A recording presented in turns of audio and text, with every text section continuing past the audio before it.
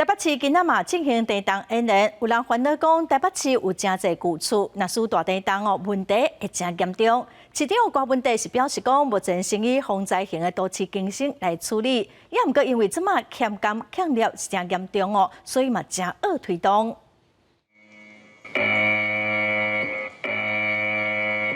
听到警报声，全体师生就徛伫涂骹，用卡棒保护头壳。21国家防灾日，台北市各学校举办防空地动的复合式避难演练。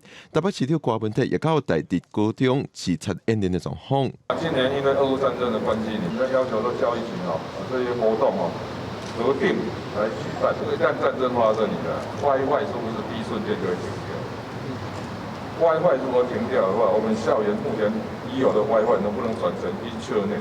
还是要每个学校自己要建立它的对讲机系统。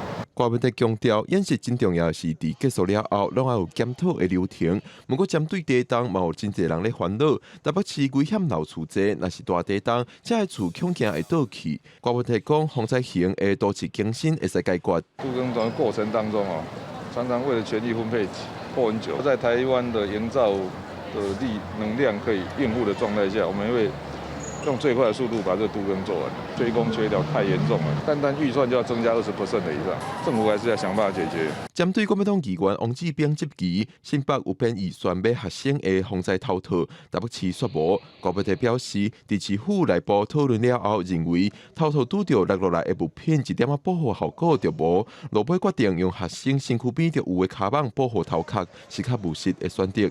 记者郭文祥随台北报道。